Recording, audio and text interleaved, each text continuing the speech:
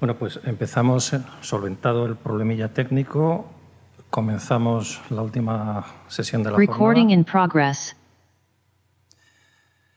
Gracias por haberme invitado. Supongo que es que no teníais a nadie mejor, entonces me tuvisteis que llamar. Gracias, Andrea, gracias, Pachi, gracias al departamento. Por cierto, Andrea, hoy es el Día Mundial de la Mujer Ingeniero, o sea que luego invitas algo. Entonces, gracias a los ponentes, empezando por el primero, José Miguel Setién. Tenemos cierta variedad, ahora no es todo arquitecto. Comenzamos con José Miguel Setién, economista, tiene 27 años en el sector inmobiliario, o sea, sabe un poquito del mercado de oficinas. Actualmente es director de leasing en Merlin Properties y previamente ha estado en el sector de la consultoría, también consultoría inmobiliaria. O sea, que cuando quieras, pues procedes. Agradeceros también que hayáis contado conmigo y con mi compañero. Voy a intentar contaros lo que nosotros hemos hecho para intentar paliar que se nos daba en una serie de activos. Para poneros un poco en contexto, para los que nos conozcáis, a lo mejor es un poco redundante, pero como habrá gente que no lo conozca, os pongo un poco en antecedentes. Yo trabajo en Merlin, como ha dicho Óscar.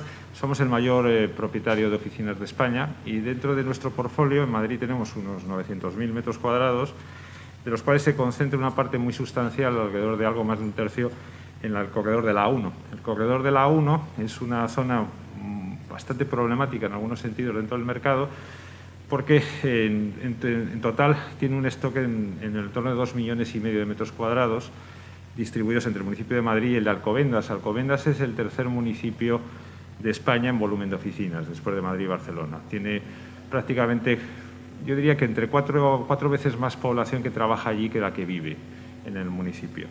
Y eso evidentemente genera bastantes tensiones a la hora de la accesibilidad por cauces tanto de transporte público como privado a toda esta área, porque al final 2,5 millones de metros cuadrados, que insisto es prácticamente un tercio de todo lo que está fuera de la M30, más de un tercio de todo lo que está fuera de la M30, son 250.000 personas diariamente, si estuviera a plena capacidad, con las cifras de ocupación medias que se utilizan en España, que rondan pues alrededor de 10 metros por empleado, los que acudirían todos los días a trabajar a esa área. Eso es más población que 40 de las capitales de provincia de España, moviéndose todos los días por una carretera en un lapso de unos 12 kilómetros, que es lo que separa Manoteras de San Sebastián de los Reyes, que es el último stage dentro de esa área.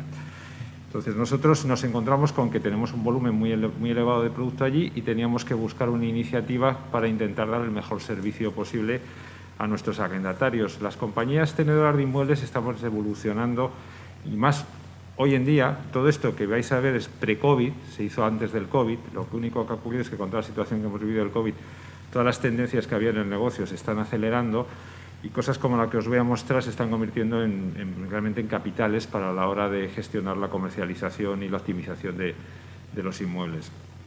Al final, como os digo, nuestra vocación es dar el mejor servicio a los inquilinos de los edificios, y el dar el mejor servicio a los inquilinos es dar el mejor servicio a sus empleados. Si tú preguntas ahora a cualquier empresa de tamaño medio o grande qué es lo que le preocupa a la hora de buscar oficinas, te va a decir que es tener unos inmuebles que puedan ayudarles a tener talento.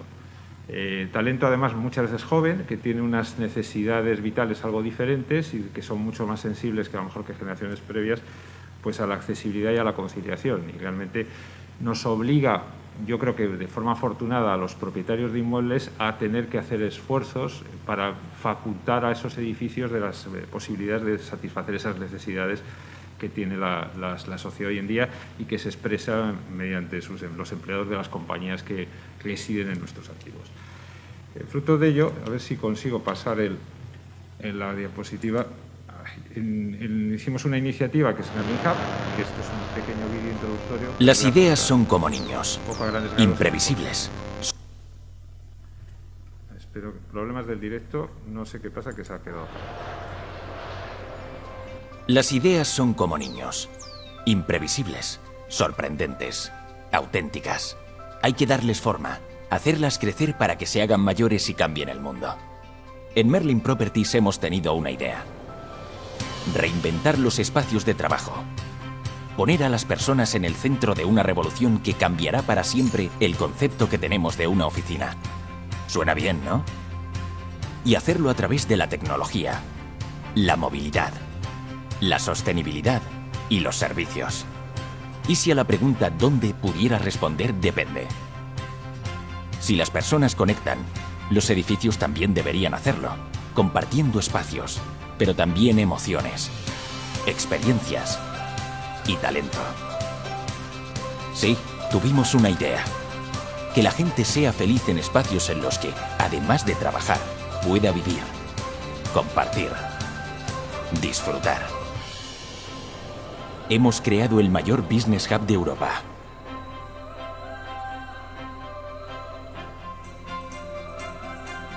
Y está en el norte de Madrid.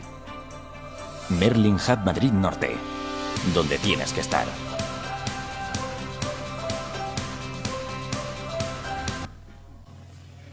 Básicamente es un vídeo un poco emocional para un poco describir en grandes rasgos cuál es la filosofía que aplicamos a esta iniciativa. Esto ya es más factual. Como un dato que me gusta compartir, todos los edificios que habéis visto en el vídeo son edificios reales. O sea, hay algunas imágenes que son de Banco de Imágenes, pero casi todo se ha filmado en nuestros propios inmuebles y en sus zonas comunes. Este es el gueto al que nos enfrentamos, los 33 edificios que tenemos en la zona nacional 1, entre una distancia en línea recta de 10 kilómetros entre el más cercano al centro de Madrid y el más lejano, que estaría en Alcobendas, en el norte. Y esto alberga 320.000 metros cuadrados de oficinas, como os decía, que estarían interconectados, y unas 30.000 personas que trabajan en dichos edificios. Ello nos llevaba al reto de tener que hacer dos cosas. Por un lado, resolver el problema más acuciante, que lo veréis a lo largo de la presentación, que era la movilidad a estas zonas. Hay que tener en consideración que cuando tú preguntas a cualquier responsable de la búsqueda de una gran headquarter, compañía, Amazon, la que tengáis en mente, cualquier compañía, cuando busca sus oficinas, una de las cosas que más les preocupa es la accesibilidad al transporte público. Y como transporte público, en el fondo, conciben única y exclusivamente el transporte por vía, bien sea tren de cercanías o bien sea metro. El autobús no lo ven como un paliativo significativo porque está sujeto a los mismos problemas de retrasos que el tráfico privado. Entonces, todo lo que esté a más de 15 minutos andando desde la puerta de tu oficina a la puerta del metro empieza a ser un problemático, con lo cual nosotros tenemos que afrontar que en esta zona se ha desarrollado, como he dicho antes en la introducción, un volumen elevadísimo de oficinas, de las cuales nosotros tenemos más de un 10% en propiedad, y el transporte, sin embargo, está en casi todas las zonas, en el 80% de las áreas de esos 2,5 millones de metros cuadrados está a más de 15 minutos de una boca de metro de los edificios de oficinas. Están volcados en las partes residenciales del norte de Madrid, en los nuevos PAUs y en los barrios de Alcobendas, pero bastante alejados en todos los casos de la zona donde se ha desarrollado el tejido terciario, que es en fachada a la carretera. Realmente es una especie de ciudad lineal donde en dos bandas de suelo a ambos lados de la Nacional 1 es donde casi todo el terciario de esa zona se concentra.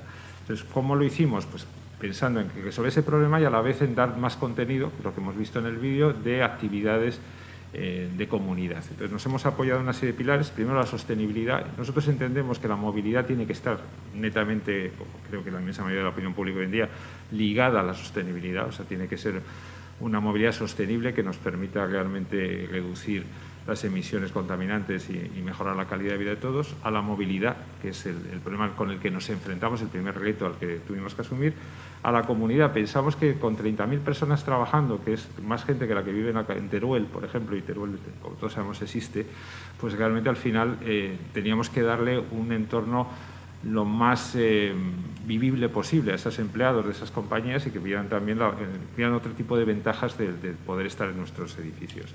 La tecnología, que es lo que nos faculta realmente a esas otras tres palancas previas, o sea, todo esto no lo podemos hacer sino apalancándonos en tecnología.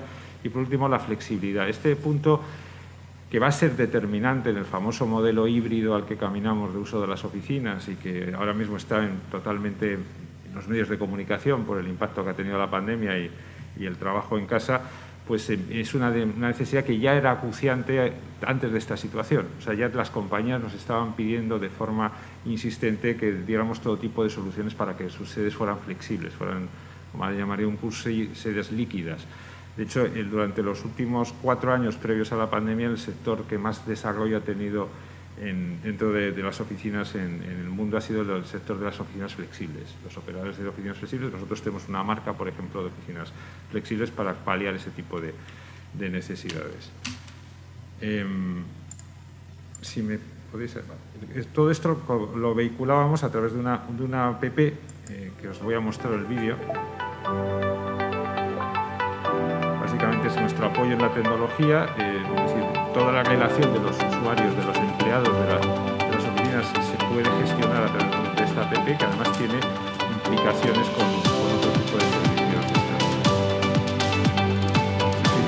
Da todo tipo de indicaciones, de servicios, de acceso a transporte público, ofertas para generar esta comunidad que os he dicho, de ocio y de descuentos en distintas actividades, y sobre todo toda la parte de coordinación con nuestras iniciativas de movilidad, así como con apps de utilización pública desde servicios de movilidad con el cual tenemos un duplicado nuestra app para que pueda cualquier usuario de nuestras lanzaderas puede tener un ticket virtual con código QR que le permite acceder a los autobuses que hemos explotado desde una red de autobuses privados para conectar nuestros edificios con el centro de la ciudad y entre ellos,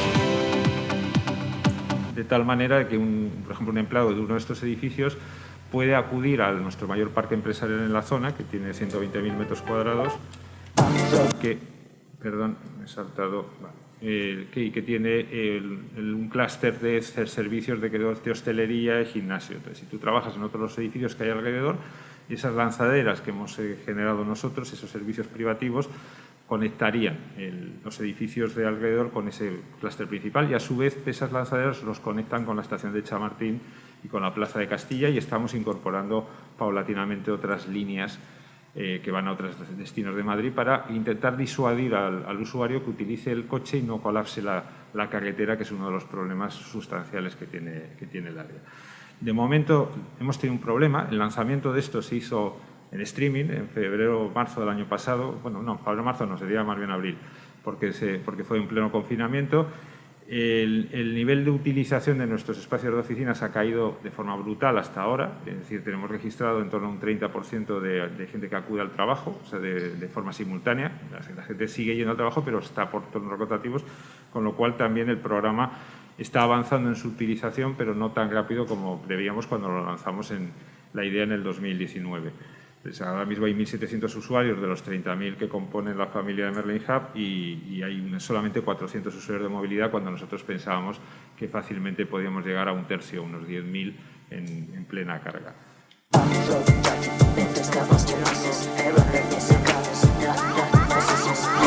También conocedores a las empresas y a los empleados de esas empresas de esta iniciativa.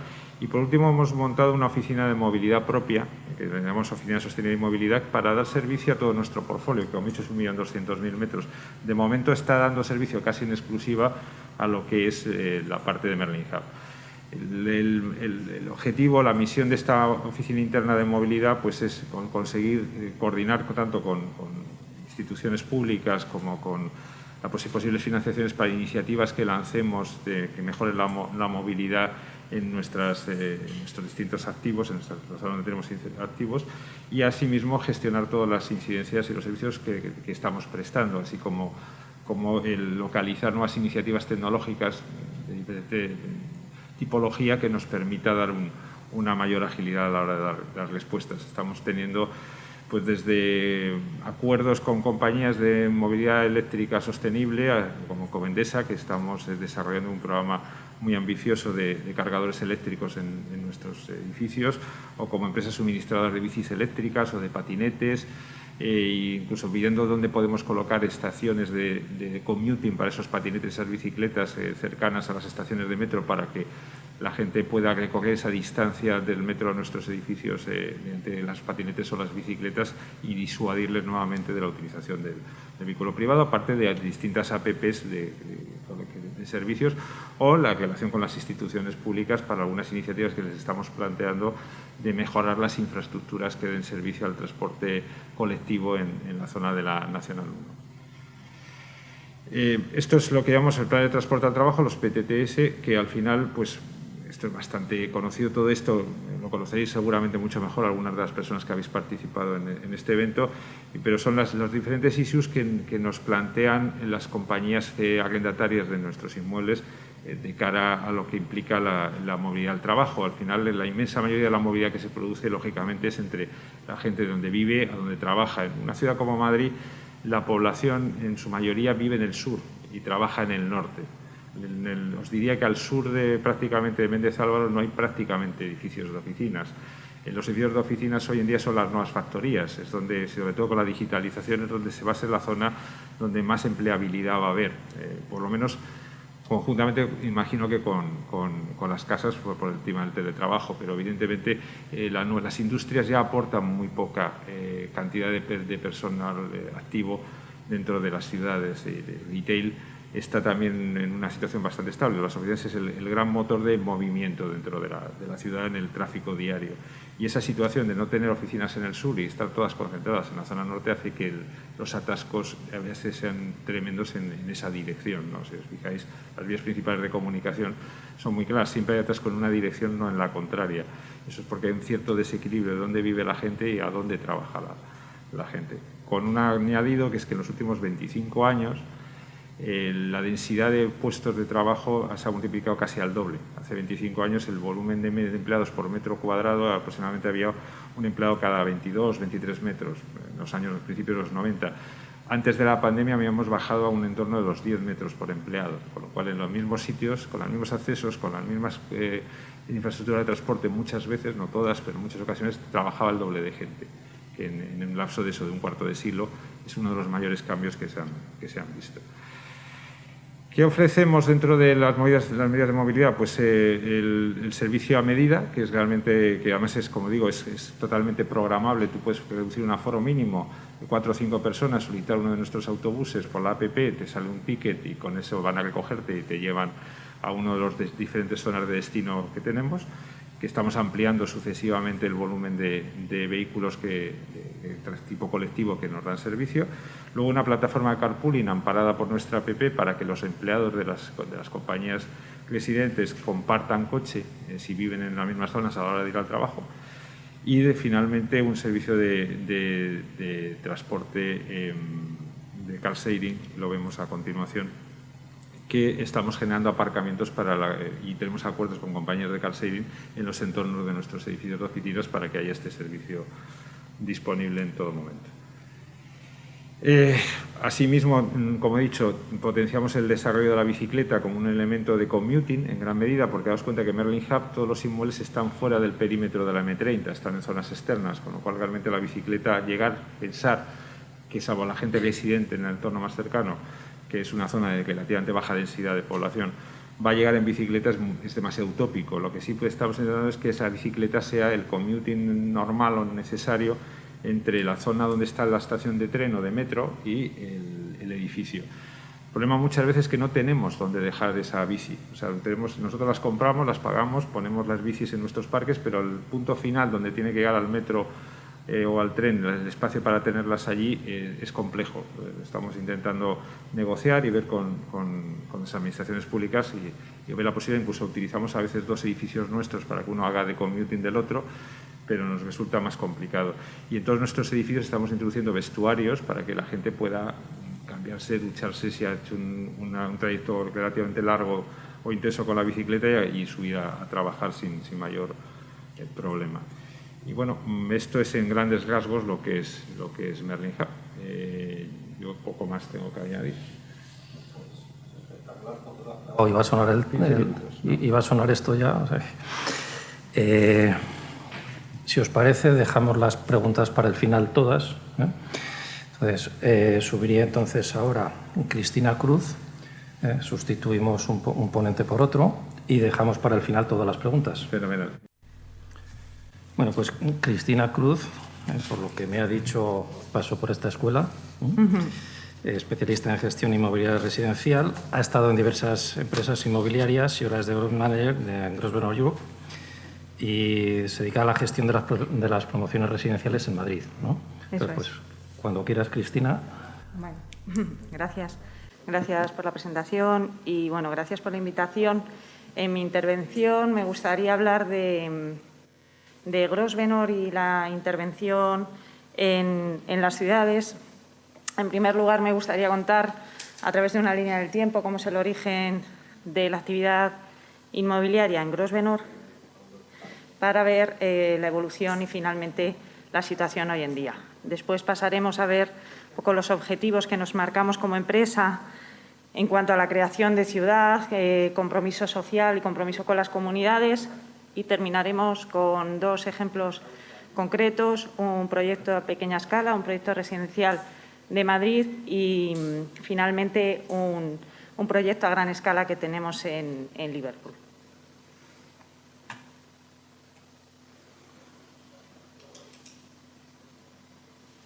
El origen del negocio inmobiliario en Grosvenor tiene lugar a partir de unas herencias, a partir del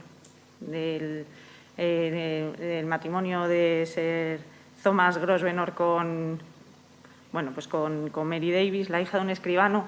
A través de este matrimonio adquieren unos terrenos en la zona oeste de Londres, fuera de la ciudad de Londres, unos terrenos que, unas huertas, unas praderas que darían lugar a barrios muy importantes en la ciudad de Londres, como es el barrio de Mayfair. Mayfair en Londres se desarrolla en la década en 1720. El siglo XVIII en Londres fue un periodo de rápido crecimiento para Londres. Tras la plaga de 1665 y el gran incendio de 1666, se estaba reconstruyendo a una escala más grandiosa y más ambiciosa. Se buscaban en los barrios periféricos opciones a ciudades más colmatadas de población y soluciones a enfermedades, y así surgen los barrios periféricos de Londres. Con una relativa ya estabilidad política, y se genera este barrio de Mayfair, que se desarrolla alrededor de su núcleo generador, que es la propia plaza de Grosvenor, Grosvenor Square, y a través de una cuadrícula de calles que prácticamente mantiene su estructura en la actualidad. Este barrio ha evolucionado mucho a lo largo del tiempo. Luego, comerciantes le dieron un carácter más comercial, más de comercio minorista, y a finales del siglo XIX también se construyeron muchas ciudades. Es un barrio que ha evolucionado mucho en el tiempo. Actualmente lo ocupan embajadas, las piezas más grandes, y Mayfair ha conservado su prestigio, y el éxito fue la gran calidad de sus piezas arquitectónicas, la conexión con la ciudad y la calidad la calidad artística de las piezas que lo componen. 100 años después tienen lugar desarrollos como los barrios de Belgravia y Pimlico. Belgravia tiene un carácter más residencial, más de plazas ajardinadas, y Pimlico, sin embargo, tiene un carácter más de vivienda social. Está muy próximo a las casas del Parlamento, entonces tiene también una actividad bastante política. Para prepararse los impuestos de sucesiones tras la muerte del segundo duque de Westminster, se tienen que vender los terrenos de Pimlico, y en la actualidad solo los barrios de Mayfair y de Belgravia siguen siendo propiedad de Grosvenor, los terrenos. Es el momento en el que se busca una expansión internacional, y es a partir del 2000 cuando Grosvenor adquiere una estructura corporativa y de propiedad, y son 4 las compañías que lo forman. Son independientes en sus estrategias económicas y responsables por separado de sus inversiones, de sus desarrollos y sus gestiones de los activos inmobiliarios. Actualmente, ahora lo veremos en profundidad, nuestros objetivos y nuestro compromiso Living Cities con los lugares donde intervenimos y las sociedades y las comunidades donde operamos. En este plano podemos ver en las huellas más oscuras los barrios de Mayfair y de Belgravia, en los que Grosvenor sigue teniendo más del 90% de la propiedad del suelo. Y bueno, con diferentes fórmulas de propiedad del suelo, propiedad del vuelo, en ocasiones con alquileres de diferentes formas. Mayfair y Belgravia siguen siendo propiedad de Grosvenor, mientras que si lo veis un poquito más a la derecha, Pimlico ya no forma parte de Grosvenor. A continuación, me gustaría compartir con los principales objetivos de Grosvenor para crear un impacto positivo en la ciudad. En primer lugar, mejorar las ciudades y las propiedades para el futuro. Nuestra visión a largo plazo es importante. No creemos en las intervenciones a corto plazo, sino en la repercusión que tiene cada una de las intervenciones que hacemos en las comunidades y en el paso del tiempo. De esta manera tenemos una visión de futuro, una visión de adaptarnos a los cambios y siempre sin olvidar la tradición del negocio inmobiliario que tenemos.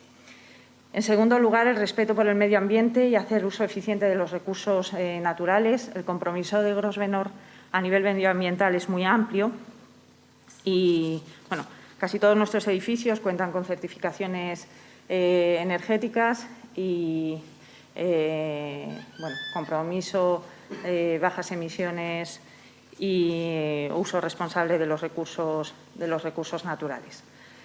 Por último, hablar de pues tener un impacto positivo en las comunidades. Nos interesa mucho cubrir las necesidades de las comunidades en las que intervenimos.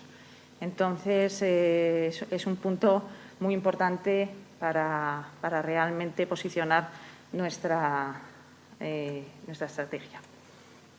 Ahondando un poquito en el primero de los puntos, nuestro concepto Living Cities se centra en un enfoque empresarial a largo plazo, en la exigencia de un conocimiento profundo de las ciudades y las comunidades donde operamos, una visión de futuro, adaptándonos al cambio continuo por las tendencias y siempre con una perspectiva internacional y sin olvidar nuestra tradición y nuestro origen. A continuación, voy a hablar un poquito de Jorge Juan 53. Ese es uno de los proyectos residenciales que tenemos en Madrid. Tenemos otros 3 proyectos en gestión. Ahora mismo se encuentran en una fase ya de finalización, de entrega. Tenemos Santa Engracia 32, esquina con el General Arrando, que hemos hecho una rehabilitación de la edificación.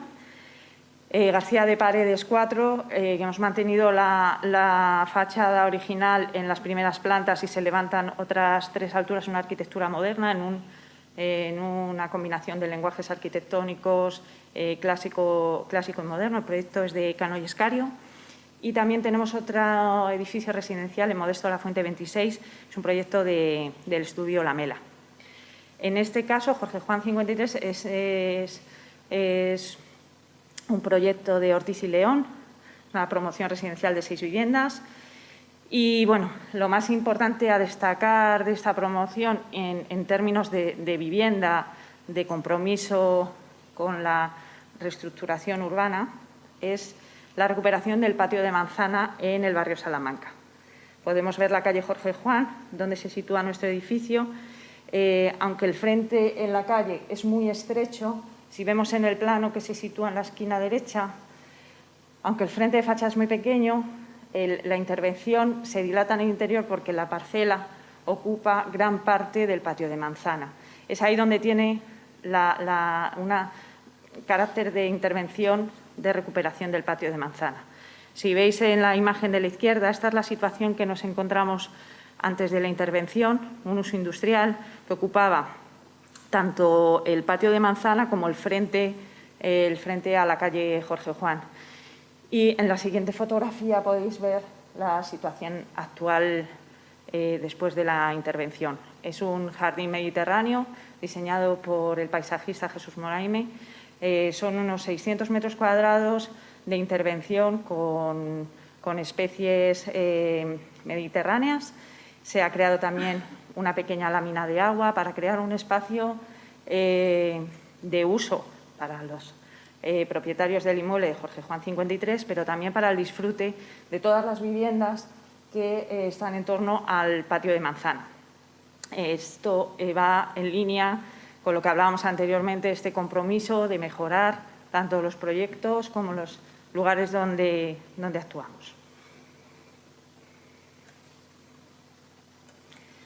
Y a continuación me gustaría hablar del proyecto de Liverpool One. Este es otro proyecto en otra escala muy diferente. Es un ejemplo de regeneración urbana a gran escala que desarrollamos en la ciudad de Liverpool, en el centro de Liverpool.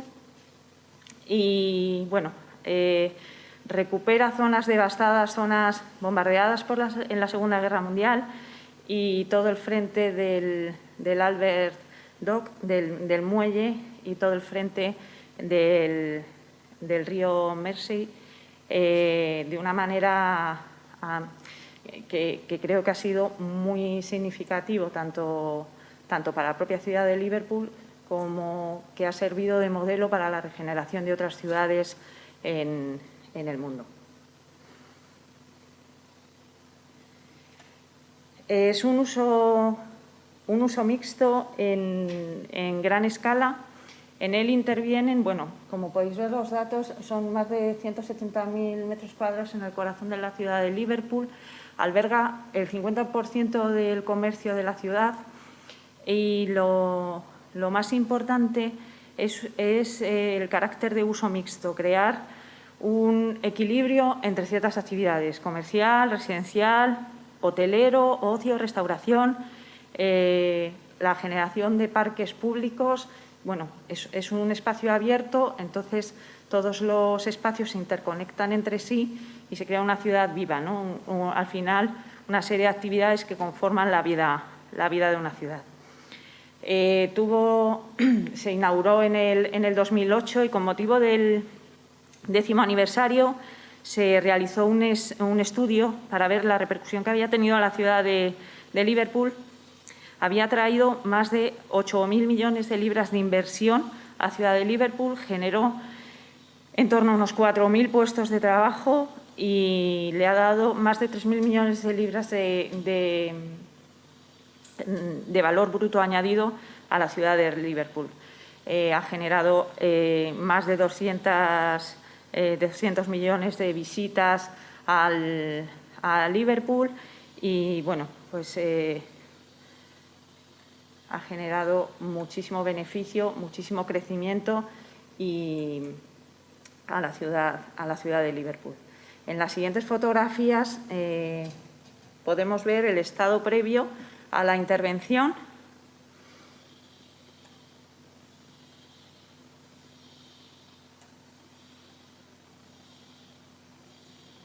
Y, bueno, creo que hablan por sí solas. Es muy significativo el carácter, la vida de la ciudad después de la intervención.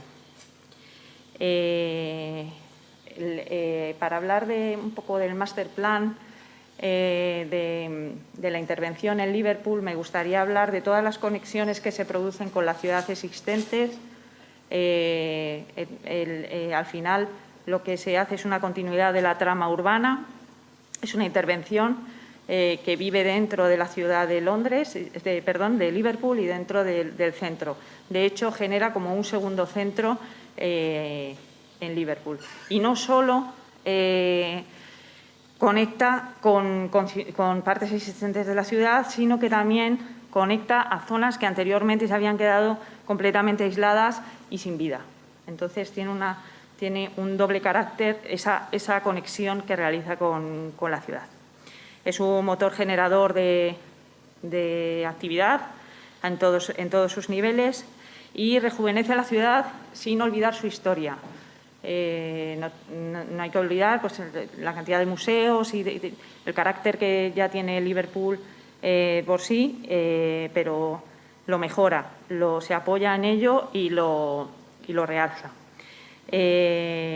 bueno, en colaboración con el Ayuntamiento de Liverpool, pues se busca ese uso mixto, la ciudad vividera, no solo reactivar el comercio, sino crear un nuevo centro, un nuevo corazón en la ciudad. En 2001, de hecho, se revisó el plan de negocio para la consulta de todas las partes intervinientes y se ajustó y se hablaron con todas las propiedades y todas las partes intervinientes. En ese compromiso que tenemos de escuchar a las comunidades, de escuchar a nuestros inquilinos y de ir un poquito más allá en nuestro compromiso creando ciudad.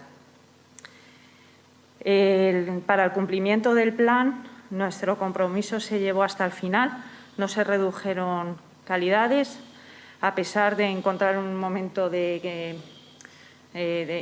dificultades económicas. No se redujeron calidades, tampoco se redujeron el número de edificios de la intervención y se llevó hasta el final, con esa visión largoplacista, no solo focalizada en pensar en el beneficio a corto plazo. La inauguración tuvo lugar en octubre del 2008, coincidiendo con la celebración de la Ciudad Europea de la Cultura de Liverpool. A continuación, bueno, una pequeñita pincelada de varios de los edificios que lo conforman. Son 26 estudios de arquitectura los que participaron. Y, bueno, aquí en el esquema se puede ver, en la sección se puede ver cómo se realiza un diseño de arquitectura por niveles, la zona de aparcamiento, la zona del parque, el foco de la actividad de ocio, demás, para asegurar ese flujo de actividad y demás.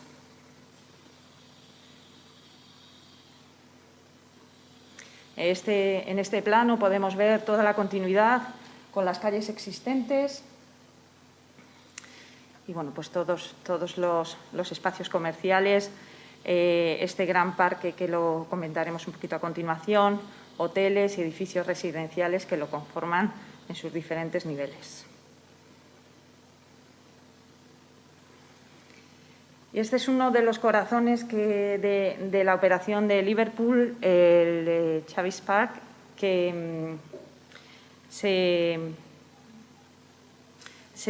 realiza esta intervención para tener un espacio abierto, un espacio donde se realizan multitud de actividades de animación, pero también es un espacio de disfrute, de paseo, al aire libre. Se eleva sobre el nivel para tener vistas sobre el muelle, sobre el Albert Dock y genera un espacio de interconexión de los diferentes usos muy importante. Se sitúa justo encima de una zona muy deprimida por los bombardeos de la... Sí, me toca ya. Pues nada, paso ya. Un poquito. Súper breve, el compromiso, la creación de los puestos de trabajo, no solo durante la construcción, sino los que se han quedado de forma permanente, si bien es cierto que, bueno, pues esta crisis también le ha afectado mucho a Liverpool One. En cuanto a la sostenibilidad, la gestión de los residuos, cabe destacar los paneles solares y el aprovechamiento de los propios residuos generados por la restauración para crear el biodiesel para las flotas internas. Y, bueno, el compromiso con nuestras comunidades y a través de las plataformas sociales corporativas de Liverpool One. Y para terminar, si me dejáis 3 minutos, os proyecto un vídeo que creo que merece la pena compartirlo.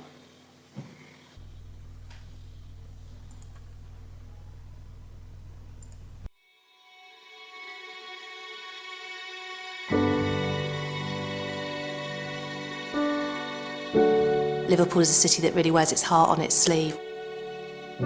It's a fantastic city. I think it's a unique city in many, many ways. Vibrant, multicultural, beautiful. It was the second city of the empire. It's always been an important player. Liverpool, probably more than any other city, has gone through massive highs and massive lows. We had the decline of the docks. We had the city needing investment in housing, and then people moved out. The shift away from manufacturing industry really dramatically affected this city. It wasn't the place to invest, it wasn't the place to come to. The city had got so low, there needed to be a galvanising of people who wanted to make the city a better place. There was a real vision and a plan to not only halt the decline, but actually to start a resurgence. To see whether we could use a development company as the catalyst for regeneration. Liverpool has for a very long time been connected with the Grosvenor family. Well, getting the right partner was integral to its success. Liverpool One was completed in 2008, by when, of course, the financial crisis was getting underway.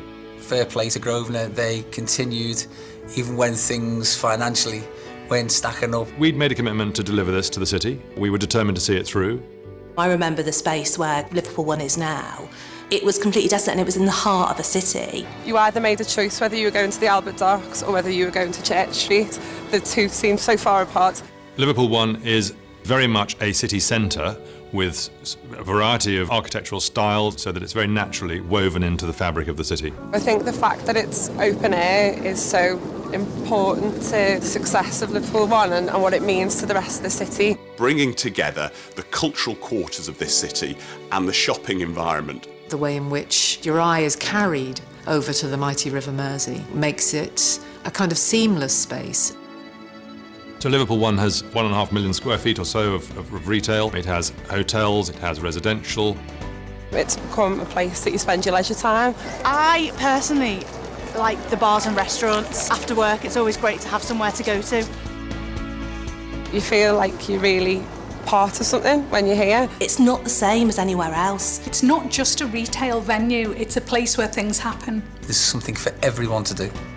The people of Liverpool have a real sense of respect for Grosvenor because I think they've had the long-term view. For us, it seemed that Liverpool One was going to be the place to be and the place to attract visitors. Liverpool One makes a massive difference in terms of the footfall in the city, the attractiveness of the city. Look at the number of visitors, look at the economy bringing new income, new revenue into the city. Look at the jobs that it's created. Liverpool One was a catalyst for the development of the city.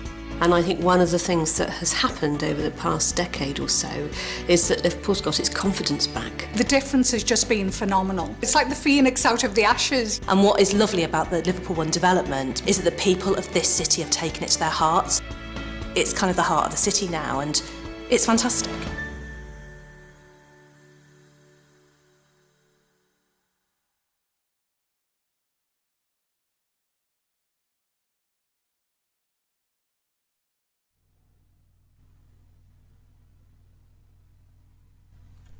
Pues nada, mi presentación ha terminado. Cristina. Gracias.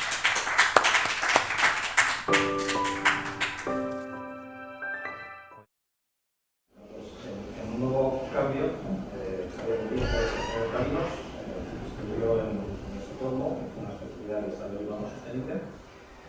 Es actualmente el director de transporte y movilidad en Novo. Supongo que nos hablará de esas cositas de los CDR, que nos el Comité de Defensa de la República y cosas parecidas. Exacto. Bueno, muchas gracias, Óscar, y muchas gracias a la organización por invitarnos y por la iniciativa del evento, que creo que está siendo muy interesante para debatir sobre estos nuevos paradigmas de desarrollo urbano. En mi ponencia de hoy vamos a hablar de datos. Vamos a hablar de cómo los datos nos pueden ayudar a avanzar hacia esos nuevos modelos de desarrollo urbano y de planificación de la movilidad. Vamos a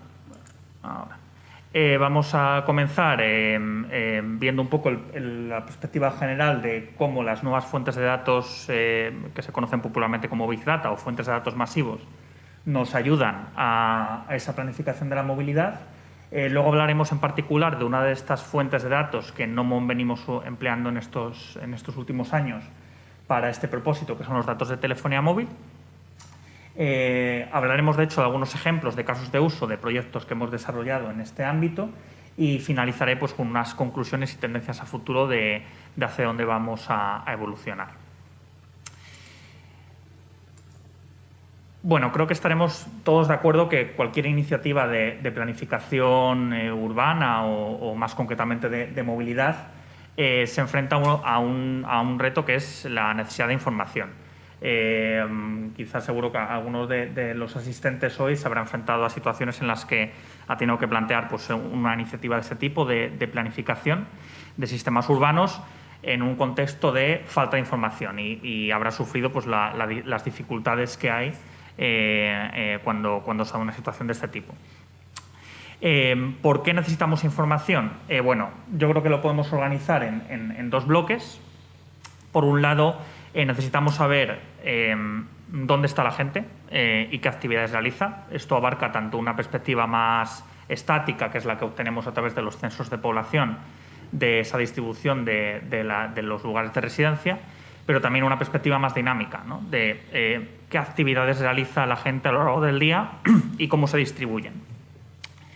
Y luego, derivado de esas actividades, la perspectiva de la movilidad y de la accesibilidad. Cómo se mueve la gente y por qué.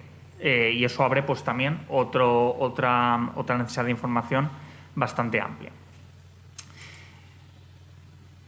Lógicamente, durante las últimas décadas pues, han surgido metodologías para recabar esa información, ¿no? En el ámbito primero que veíamos de dónde está la gente o qué actividades realiza, los censos pues, han dado algunas pinceladas sobre ello, ¿no? Sobre todo el lugar de residencia y también el lugar de trabajo. Desde el punto de vista de la movilidad, las encuestas pues, han venido siendo la herramienta fundamental, ¿no? Desde mediados del siglo XX han sido la herramienta que las personas dedicadas a la planificación del transporte han empleado. Las encuestas tienen una serie de limitaciones importantes para constituir la única fuente de datos que empleamos para planificar la movilidad.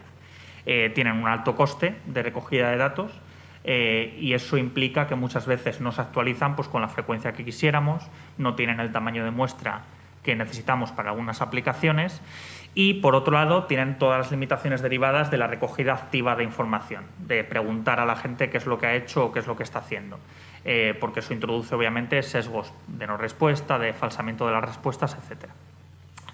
Todo esto conlleva que en muchas ocasiones se planifica la movilidad desde una perspectiva en la cual no hay una información suficientemente actualizada o hay una información obsoleta. Y esto al final pues, tiene un impacto muy elevado para la sociedad porque representa un coste importante. De hecho, la situación de pandemia pues, bueno, ha venido a intensificar aún más estas limitaciones porque bueno, pues, ha habido un periodo en el que ha habido cambios en la movilidad muy importantes que no se podían registrar mediante el instrumento de encuesta porque no era posible realizarlo. Ante esta situación de limitación, se abre la posibilidad de recurrir a una serie de nuevas fuentes de datos que se están implantando conforme avanza la digitalización de la sociedad. La expansión del Internet de las cosas, de los dispositivos móviles, hace que, por otros motivos distintos a los del propósito de caracterizar la movilidad, estén surgiendo nuevas fuentes de datos que ya se están recogiendo y que, sin embargo, nos pueden venir bien para analizar la movilidad. Por hacer una caracterización muy somera, pues hay una serie de dispositivos móviles que llevamos todos encima, por ejemplo, los teléfonos móviles, pero que también los vehículos llevan encima, como pueden ser los navegadores de conducción o incluso las mercancías también llevan encima a lo largo de la cadena logística. Y luego el territorio está poblado cada vez más de sensores. Tenemos múltiples sensores desplegados por nuestras ciudades y también nos pueden ayudar mucho a este propósito. En general, digamos que con estas fuentes lo que está surgiendo es una huella digital de nuestras actividades. Es importante remarcar que ninguna fuente de datos, desde nuestra perspectiva, proporciona una visión completa de la movilidad. Y siempre va a ser necesario recurrir a una combinación de estas fuentes, no solo de las fuentes que mencionaba ahora, que introducía ahora, como nuevas o como esas fuentes que han venido junto a la digitalización, sino en combinación también con las fuentes de datos tradicionales que también siguen teniendo su hueco para ciertas cuestiones. Por ello, desde nuestra perspectiva, desde Nomon, que nos dedicamos al análisis de datos para la movilidad, creemos que la solución pasa por metodologías de fusión de estas fuentes de datos, que aprovechen al máximo las ventajas de cada una de estas fuentes. Sí que es cierto que, por eso me centraré hoy en ella, nuestra experiencia nos ha enseñado que los datos de telefonía móvil, que ahora comentaré más sobre ellos, son una fuente que es particularmente interesante para emplearla como fuente primaria, si lo queremos llamar de alguna manera, en estudios de movilidad, porque tienen un buen compromiso entre su alcance espacial, son datos que el operador de telefonía móvil recoge para efectos de su gestión de su red y que recogen las interacciones de los dispositivos móviles con las antenas de telefonía móvil. Por lo tanto, tiene un alcance espacial muy amplio que abarca todo el territorio en el que el operador de telefonía móvil está trabajando. Tiene una resolución espacial suficiente para muchas de las aplicaciones que necesitamos en movilidad, de unas decenas, centenas de metros en ciudad, por ejemplo, básicamente dependiendo de la cobertura de cada una de las antenas. Y una granularidad temporal también bastante elevada, porque las interacciones entre los dispositivos móviles y las antenas ocurren incluso sin nuestra voluntad, digamos, para actualización de las distintas aplicaciones, por ejemplo, y eso nos permite tener un registro bastante actualizado de la posición de esos dispositivos móviles.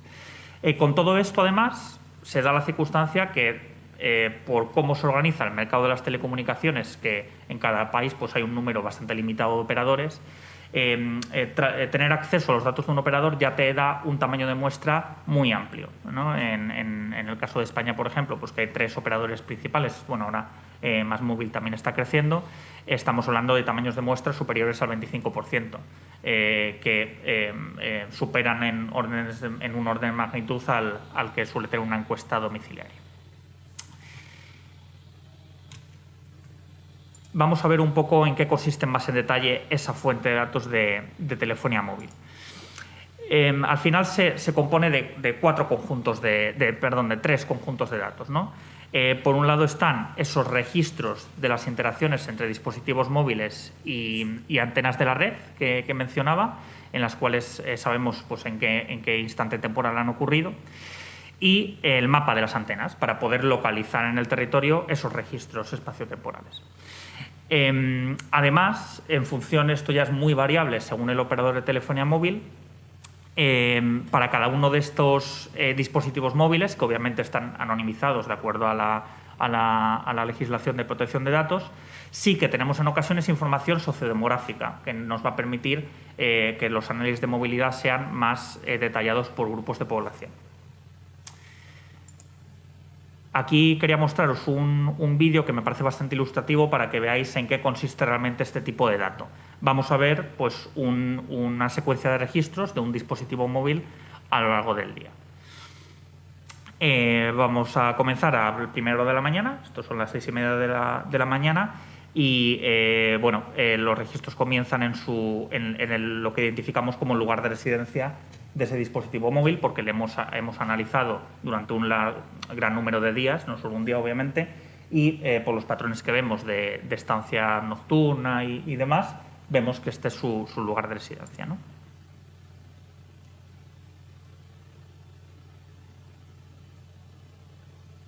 A ver, perdonad, que voy aquí. Vale, vemos que avanza el reloj, lo podéis ver aquí a la izquierda. Tiene un desplazamiento a su lugar de trabajo, que también de nuevo hemos identificado analizando varias semanas de datos. Trabaja, como vemos aquí, en Alcorcón. También esto os da una idea de la resolución espacial del dato. Tiene aquí su actividad de trabajo en Alcorcón, hace algún desplazamiento a la hora de la comida y luego, esto creo que era un viernes, de hecho, sale hacia su casa y vamos a verle aparecer una hora y media después, 2 horas, en el aeropuerto de Madrid.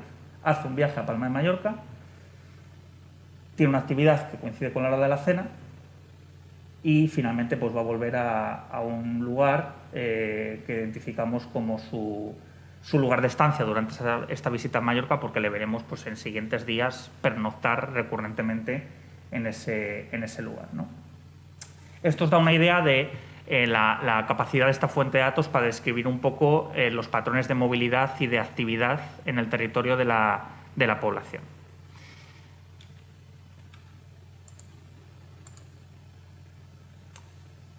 No obstante, aquí hay una cosa que es muy importante tener en cuenta. Traducir esta interpretación visual que hemos hecho de los datos en una interpretación sistemática basada en algoritmos requiere de un desarrollo de una solución con suficiente capacidad técnica para procesar esta gran cantidad de datos ingente y también que produzca indicadores que estén contrastados pues, con otras fuentes de información, ¿no? Y en Nomones, bueno, en lo que hemos estado trabajando estos años, ¿no? En desarrollar una solución que permita, teniendo acceso a estos datos de teléfono móvil, en el caso de España tenemos un acuerdo de colaboración con Orange España, en el cual analizamos sus registros de teléfono móvil mediante esta solución, ¿no? Partimos de un preprocesado y limpieza de estos datos, porque como os podéis imaginar hay muchos registros que hay que filtrar o que hay que analizar, ver si corresponden a situaciones reales, a desplazamientos reales, etc. Luego hay un proceso de selección de la muestra. La ventaja de partir de tamaños de muestra muy amplios es que podemos hacer un filtrado para quedarnos con usuarios que tienen una calidad de la muestra suficiente. Por ejemplo, si un usuario apaga el móvil a la mitad del día, pues claro, nos perderíamos sus viajes de la siguiente, de por la tarde, ¿no? Entonces ya no tendría sentido incorporar a la muestra útil porque nos distorsionaría las estadísticas. Una vez que tenemos esa muestra útil, pasamos a una fase de detección de las actividades y los viajes. Esta es la fase fundamental, donde está el núcleo de la solución y donde hay que interpretar esas secuencias de registros espaciotemporales y diferenciar qué repetición de registros corresponde a actividades, qué repetición de registros puede corresponder, por ejemplo, a paradas intermedias de un viaje, por ejemplo, esa estancia que veíamos en el aeropuerto antes de tomar un vuelo desde Madrid a Mallorca, etc. Una vez que para cada usuario anónimo tenemos una cadena de actividades y viajes, hacemos una elevación de la muestra. Dado que sabemos el lugar de residencia de cada uno de esos usuarios, podemos saber en cada sección censal o distrito censal cuántos usuarios tenemos en la muestra y también sabemos cuántos usuarios viven gracias a la información estadística del INE. Eso les da pues, un factor de expansión a cada una de esas cadenas de actividades y viajes que una vez ya disponibles les podemos agregar espacial o temporalmente como deseemos para generar indicadores, ¿no? Típicamente una matriz origen-destino para un día determinado, con una zonificación adaptada al análisis que sea necesario, ver cuántos viajes han producido de una zona a otra en función de sus distintas características. Vamos a ver algunos casos de uso de esta solución que hemos implantado y que veremos cómo todo se acaba teniendo relación con las cuestiones que hemos comentado estos 2 días en el foro. Un primer caso de uso que me parece interesante es el empleo de esta información para construir un modelo de transportes en la isla de Tenerife. Es un proyecto muy interesante porque bueno, el contexto de la isla de Tenerife es un ámbito territorial bastante complejo, un poco con dimensiones un poco mixtas entre lo urbano, lo metropolitano, también con una alta presión turística, que hace que sea bastante importante tener un modelo de transportes actualizado, ¿no? Y que vaya reflejando cómo los distintos grupos de población van desarrollándose y también cómo el turismo va cargando las redes de transporte de la isla. Por ello, bueno, pues el Cabildo licitó, digamos, un proyecto de actualización de este modelo en el que igual participamos como proveedores de datos junto a otras consultoras de transporte y fue un proyecto muy interesante porque es un buen ejemplo de fusión de datos. En este proyecto lo que hicimos fue primero analizar los datos de teléfono móvil de un mes de 2017, si mal no recuerdo, para diseñar la campaña de encuestas que se iba a hacer en ese mismo mes de 2018. Esto permitió que la campaña de encuestas, que pues, abarca cuestiones como el motivo de viaje o como el modo de manera detallada, cuestiones que con los datos de telefonía no podemos saber de forma tan detallada, nos permitió optimizar el diseño de esa campaña de encuestas y hacer, por ejemplo, pues más encuestas ahí donde observábamos más variabilidad de la movilidad, porque es necesario un mayor tamaño de muestra para caracterizarlo mejor. Junto a esto también se explotaron otros datos de estas nuevas fuentes que comentaba, como pueden ser los datos de las tarjetas de transporte público, que es algo, por ejemplo, que aquí el consorcio también está trabajando en varios proyectos en ello. Todo el conjunto de datos nos sirvió pues para desarrollar ese modelo de transporte sin mantenerlo actualizado y que ese modelo tenga en cuenta cuestiones pues, que con encuestas domiciliarias no se pueden abordar, como puede ser pues, el perfil claramente diferenciado de la movilidad, el perfil horario que podemos ver entre distintos perfiles de viajero. Otro ejemplo que me parece interesante es el estudio de tráfico que realizamos para el Ayuntamiento de Barcelona, esto también fue en 2019. Bueno, el Ayuntamiento de Barcelona está, dentro de sus estrategias de sostenibilidad urbana, pues está viendo cómo puede reformular el uso de las rondas, ¿no? Que muchos de vosotros lo conoceréis. Es un anillo de circunvalación que está bastante insertado en el tejido urbano del área metropolitana de Barcelona y bueno, pues tiene que ver cómo encaja eso en las estrategias de reducción de uso del vehículo privado. En este tipo de redes hay, para caracterizar el tráfico, hay una dificultad muy importante a la hora de realizar encuestas de interceptación, porque es muy complicado detener el tráfico para preguntarle pues, cuál es su origen, su destino, sus características, etc. Por eso los datos de telefonía móvil pues, aquí podían aportar bastante. Y lo que hicimos, de hecho, pues, fue desplegar un estudio bastante amplio con, realizando matrices origen-destino de los viajes en esta red, a través, pues analizando muchos días, más de los que normalmente se pueden analizar con una encuesta, viendo diferencias de patrones entre días festivos, días laborables, qué ocurre cuando hay algún evento especial, etcétera. Y esto da un buen ejemplo, creo, de las ventajas pues, de la recogida pasiva de datos. No era necesario detener al tráfico, que era una cuestión muy compleja, para hacerlo. Javier, sí. ¿puedes? Sí, voy finalizando. Otro ejemplo interesante que conecta con los temas de sostenibilidad urbana es el estudio que hicimos junto a una escuela de esta universidad, junto a la Escuela de Industriales y el Ayuntamiento de Madrid, de exposición dinámica a la contaminación del aire, ¿no? Aquí nos preguntábamos, ¿qué pasa si en lugar de medir la exposición a la contaminación por dónde vive la gente, lo hacemos por dónde desarrolla las actividades la gente a lo largo del día, que realmente es la exposición dinámica, la exposición a la contaminación a la que estamos expuestos? Con resultados muy interesantes, porque se veía claramente pues, diferencias evidentes, ¿no? en la cuantificación de cómo estamos expuestos a la contaminación. Ya para terminar, una serie de conclusiones de hacia dónde vamos con la explotación de estos datos. Bueno, hemos visto pues, cómo cada vez se usan más como información primaria o información de base de estos estudios de movilidad. También que pasamos de análisis puntuales a una actualización continua. Por ejemplo, quizás sabéis que hemos estado trabajando estos meses con el Ministerio de Transportes para monitorizar la movilidad en España conforme iba avanzando la situación de la pandemia. También hacer hincapié en esa idea de fusión de datos, que es fundamental.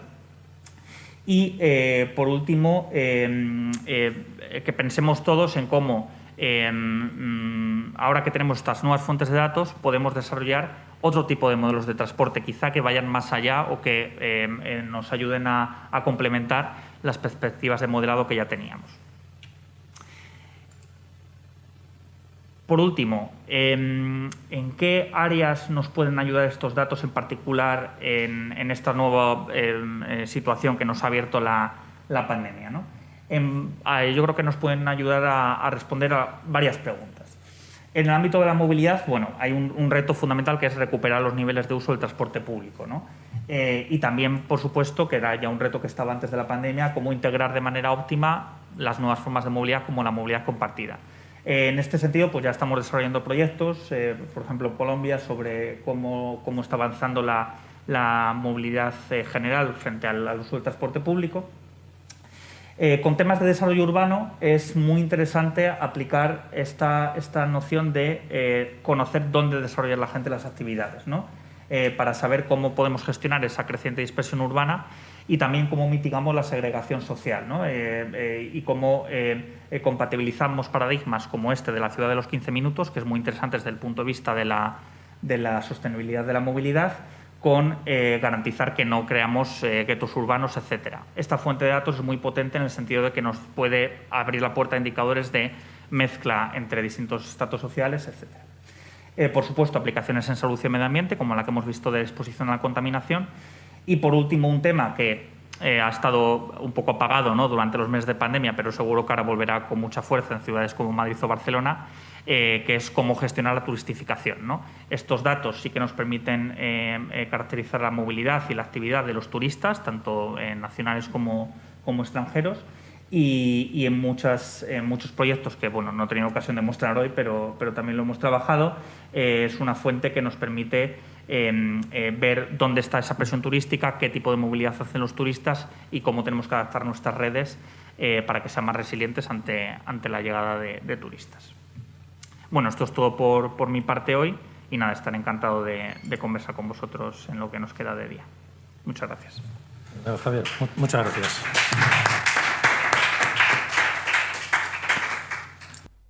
Manuel Benito. Hola. Gestionáis. ¿Se me escucha bien? Sí.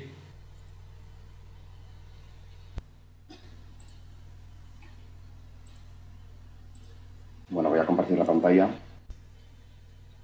Ya estáis viendo mi pantalla, ¿verdad? Sí. Quizá un poquito bajo. ¿Se me escucha un poco bajo? ¿Es eso? Quizás sí.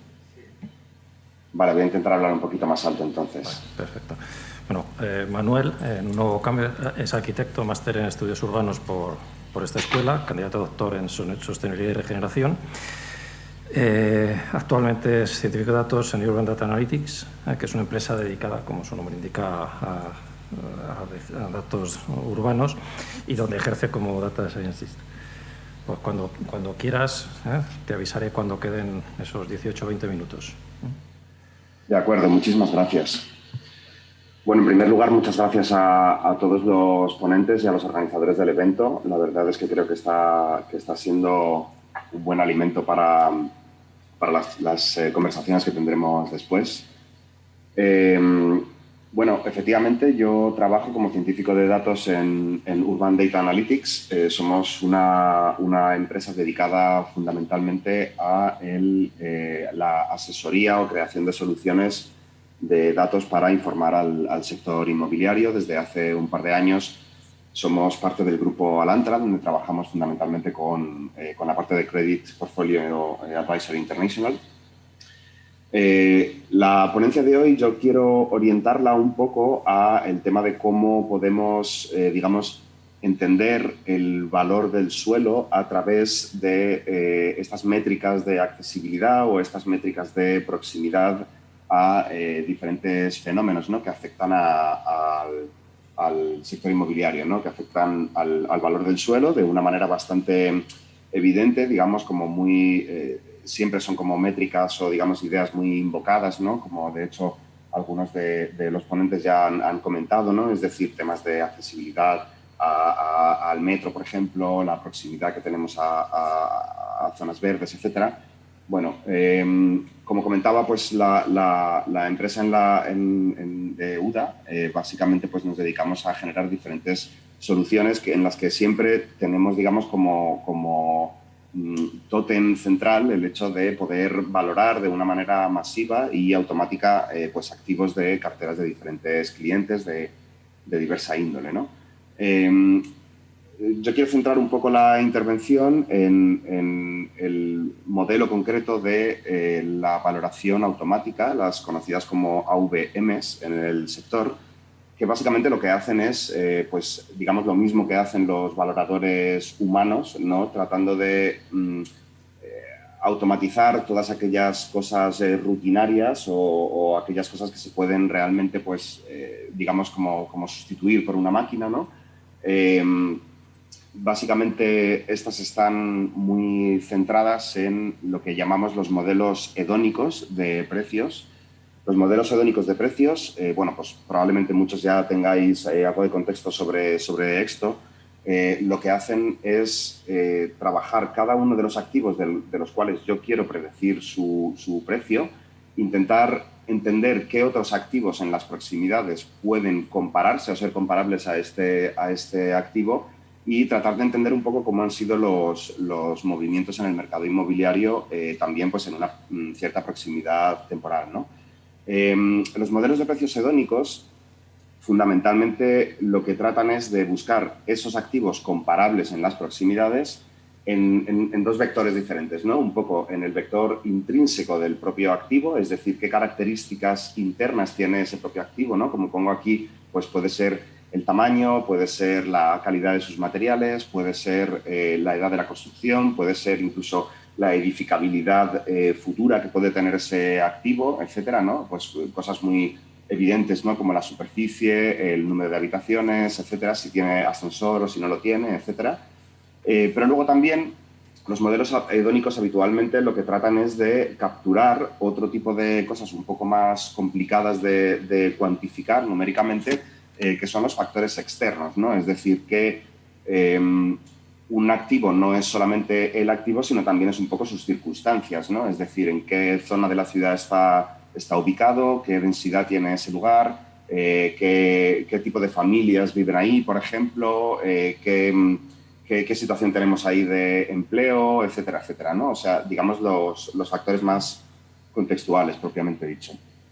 Lo cierto es que los modelos de valoración automática ya no son una especial novedad, es decir, muchas empresas ya tienen implementados de alguna manera u otra este tipo de valoraciones rutinarias y automáticas, pero lo cierto es que en el sector inmobiliario la mayor parte de este tipo de modelos todavía confían demasiado en las propias características intrínsecas, como digo, de los activos, es decir, tratan de buscar la comparabilidad en función de, pues eso, los tamaños, tiene ascensor, no lo tiene, número de baños, número de habitaciones, etcétera, precisamente porque los factores externos, los factores de contexto, son bastante complicados de capturar. Es decir, en un modelo automático de valoración, estamos hablando, pues, bueno, particularmente nosotros utilizamos modelos de inteligencia artificial para hacer este tipo de predicciones, entonces necesitamos introducir variables que sean idealmente cuantitativas y continuas, es decir, necesitamos dar un número que nos consiga capturar pues, cuánto de cerca está a ese transporte público, pero podríamos ir un poco más allá y decir, bueno, pues a lo mejor lo que tenemos es mucha densidad de transporte público en esa zona, con lo cual a lo mejor estamos hablando ya de una métrica más de conectividad, por ejemplo, y además el tema del contexto, el tema, digamos, de capturar el espacio en el que se ubica, en el espacio en la ciudad en el que se ubica cada uno de los activos, pues bueno, tiene toda esa componente espacial que es complicada en el sentido de que la geografía depende un poco de cómo yo quiera ver esta geografía, ¿no? O sea, aquí tenemos un pequeño ejemplito con uno de los indicadores que producimos, el precio medio unitario, que dependiendo un poco de a qué unidad geográfica yo esté agregando ese valor, pues voy a tener un poco una película u otra, ¿no? Entonces, bueno, es complejo de hacer. Nosotros, o sea, yo lo que quería contar hoy es un poco como diferentes aproximaciones que hemos tenido a este problema, ¿no? Que ilustramos un poco de esta manera, ¿no? O sea, yo tengo ese marcador azul donde tengo un activo que quiero valorar, entonces pues voy a buscar una serie de activos comparables en las proximidades, pero si os fijáis, justo este activo se encuentra en un límite o prácticamente en el borde de una zona administrativa de Madrid en la cual yo tengo una serie de datos agregados. Es decir, yo puedo considerar que este activo, aparte, como digo, de su número de habitaciones, su ascensor, etcétera, etcétera, yo puedo decir, bueno, pues se encuentra en este barrio, entonces entiendo que el contexto de este activo es una determinada renta, una determinada tasa de paro, etcétera, etcétera. Pero, ¿qué pasa? Está justo en el borde, entonces ya puedo empezar a entender que a lo mejor esos datos que yo le estoy imputando a este activo pueden estar incluso más afectados por las zonas colindantes a esta, ¿no? Esto en geografía, y para los que estéis familiarizados con temas de análisis de datos, lo conocemos como el problema de la unidad de área modificable, ¿no? Y es un sesgo en los modelos de datos pues, que es importante y que hay que tener bastante en cuenta, ¿no? Bueno, una de las aproximaciones que hemos hecho para mejorar nuestras valoraciones automáticas es precisamente tratar de buscar este tipo de puntos de interés desde diferentes fuentes, digamos, categorizados por diferentes vectores que pueden afectar, pues proximidad, por ejemplo, a equipamientos deportivos, proximidad a comercio, etcétera. Una de las aproximaciones más intuitivas es la de decir, bueno, ¿dónde está el punto de interés más cercano a este activo? De hecho, hay una serie de clientes nuestros que nos lo piden así, tal cual, ¿no? ¿Cómo está de cerca, por ejemplo, pues un comercio de alimentación, por ejemplo, etcétera, ¿no? Este tipo de variables, pese a que no tienen demasiada complicación de cálculo, bueno, luego hay que hablar un poco también del tema de que trabajando con datos masivos pues hay que tener una cierta estrategia, etcétera. Pero claro, es un indicador que es relativamente sesgado, ¿no? Yo puedo tener, por ejemplo, un comercio de hostelería a 100 metros, igual que si estoy en una zona rural de España, pero ese comercio de hostelería está a 100 metros, igual que si estoy aquí en Madrid, en la calle Ponzano. Es decir, el numerito sería básicamente el mismo, ¿no? Entonces, entendemos que ahí tenemos un poco ese sesgo de los contextos varían significativamente, ¿no? Entonces, una de las aproximaciones es decir, bueno, podemos medir de alguna manera la densidad de estos puntos de interés e introducir esta métrica de densidad en nuestros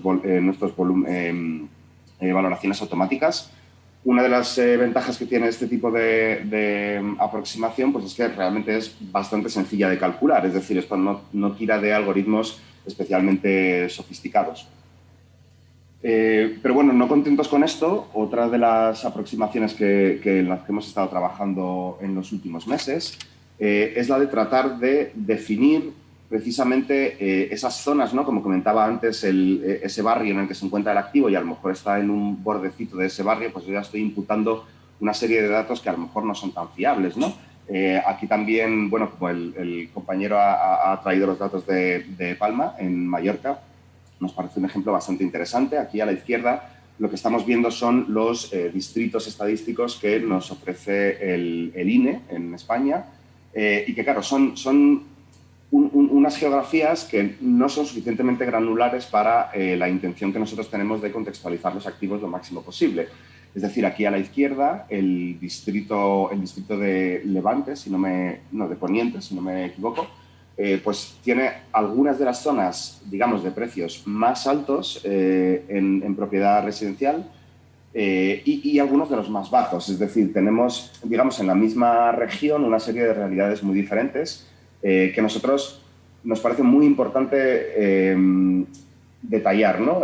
Una de las cosas muy interesantes, ¿no?, en las conversaciones que tenemos con nuestro equipo de negocio y especialmente con nuestro equipo de valoraciones es un poco entender que los valoradores de la propiedad, cuando están acometiendo cada uno de esos activos, lo que están es dibujando ciertas geografías en su cabeza, ciertas geografías que pueden hacer que todos aquellos activos que estén dentro de esas geografías puedan ser comparables, ya no tanto a lo mejor por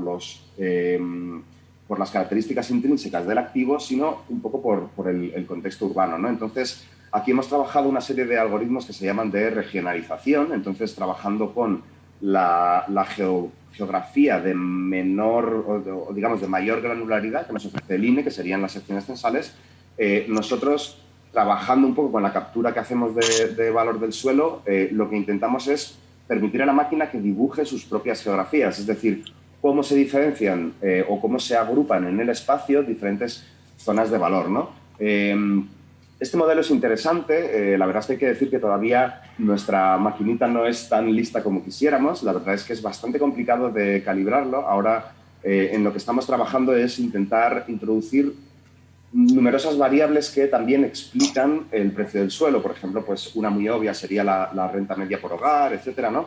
Pero bueno, nos está ayudando mucho a poder ayudar a nuestro equipo de valoraciones en entender este tipo de geografías, incluso a poder buscar directamente esos activos comparables en geografías que ya están de alguna forma producidas por el propio fenómeno que se está intentando entender, ¿no? La tercera aproximación que os traigo es precisamente una que tiene mucho más que ver, entiendo, con el tema del foro, ¿no?, de la ciudad de los 15 minutos, y es tratar de utilizar estas métricas directamente sobre las redes de calles para intentar, digamos, dibujar los patrones en el espacio de una manera más agnóstica, ¿no? Es decir, intentar no trabajar a priori con las geografías que ya me vienen, por ejemplo, dadas por el INE, sino intentar ir al lugar más granular posible, es decir, a cada una de esas parcelas y su contexto, como podéis ver en esta imagen, a 15 minutos, ¿no? O sea, experimento que estuvimos haciendo el año pasado, también un poco motivados por buscar una granularidad temporal pues lo mayor posible, ¿no? En la ciudad de Barcelona y durante el contexto de la pandemia del año pasado, lo que tratábamos es de buscar para cada una de las parcelas esa cuenca peatonal que tiene a sus 15 minutos e intentar entender cuál es el precio unitario medio en esa cuenca, ¿no? Y realmente, no sé si conocéis la ciudad de Barcelona, realmente los patrones que dibuja esos propios datos de valor del suelo, realmente digamos que nos suenan mucho, ¿no? O sea, no nos está contando una película especialmente diferente, pero diferente a lo que podríamos esperar. Pero una cosa que sí nos ayuda muchísimo, especialmente en nuestros modelos de valoración automática, es el poder obtener una variable continua de precio por ejemplo, precio unitario medio del suelo residencial, que está perfectamente adaptada a cada una de las parcelitas que yo quiero valorar, ¿no? Son realmente distancias o, digamos, como contextos mucho más realistas. Es decir, por ejemplo, si yo utilizo el modelo más clásico que utiliza casi todo el mundo, ¿no? Es decir, bueno, pues a 600 metros a la redonda. En ese a la redonda estoy realmente entrando en problemas pues complicados de, ok, pero es que a lo mejor a la redonda lo que estamos es ya teniendo el otro lado de la M30, el otro lado del río no sé qué, el otro municipio de al lado. Es decir, de esta manera lo que podemos es realmente para cada uno de nuestros activos introducir un contexto mucho más realista, ¿no? Por otro lado, un poco la complicación que tienen este tipo de modelos y bueno, pues si alguno tenéis algo de experiencia modelizando grafos o matrices de adyacencia, bueno, como ha comentado el compañero de Nomon, pues bueno, también esto requiere de una estrategia de acometer análisis de datos masivos pues bastante importante, ¿no? Porque aquí ya estamos hablando de que empezamos si lo que queremos es capturar una granularidad temporal muy alta, es decir, diariamente tenemos que correr una serie de procesos pues que también hay que hacer con mucho cuidado. Y bueno, pero lo cierto es que introducir las variables de esta manera lo que hace es que los modelos realmente empiezan a tener una explicabilidad que nos puede ayudar mucho, por ejemplo, pues en contextos de falta de información, si de repente pues no tenemos una información que hemos podido capturar en la última semana porque el mercado a lo mejor ha estado más parado o por cualquier otro tipo de razón, pues podemos introducir una variable que ayuda a esa valoración automática un poco centrada en ese contexto, pues como digo, social, económico, etcétera, ¿no? También, por otro lado, algo muy interesante de este tipo de métricas es que en el mismo modelo yo puedo hacer estas métricas de densidad o de proximidad a diferentes fenómenos como el transporte público, las zonas verdes, etcétera, también de una manera muy, muy continua y muy ajustada a cada una de estas parcelas. Y bueno, yo creo que ajustándome al tiempo, por aquí termino. Muchísimas gracias y estaré encantado también de discutir con vosotros después en el Focus Group de la tarde. Bueno, muchas gracias, lo has clavado. El tiempo, perfecto. Y el contenido, mejor.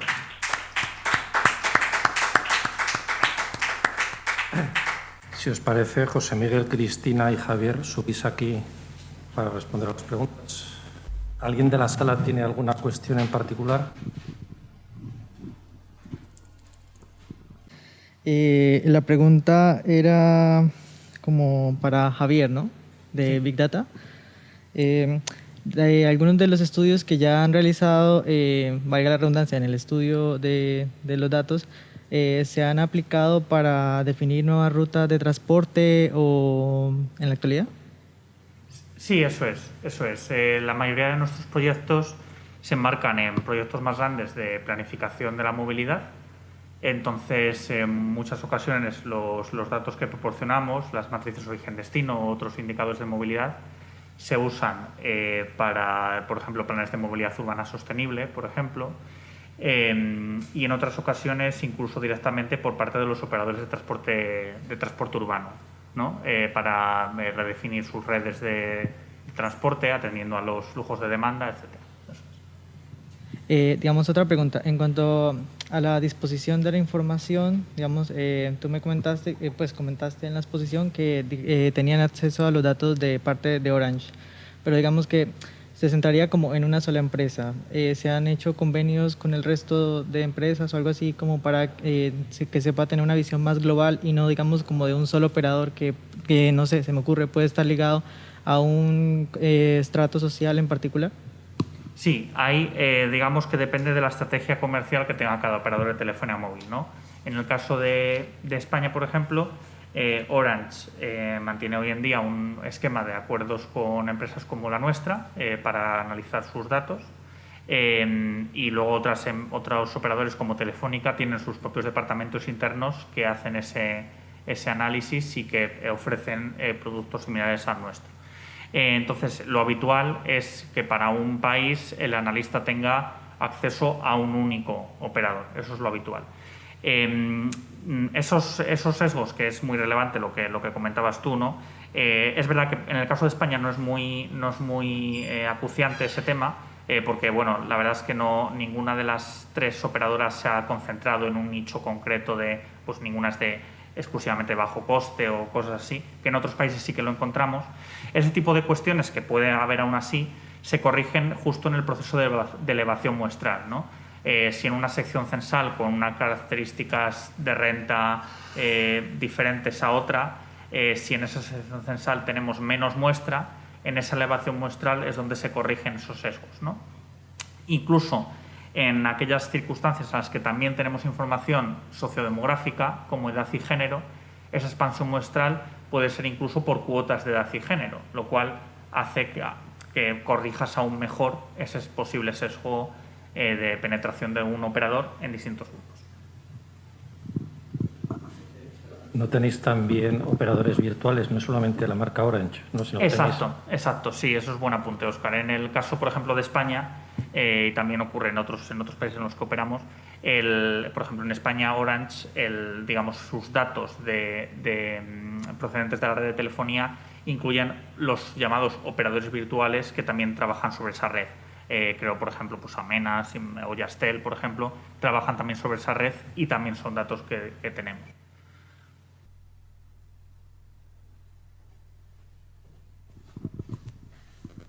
Hola. Bueno, mi pregunta era para José Miguel.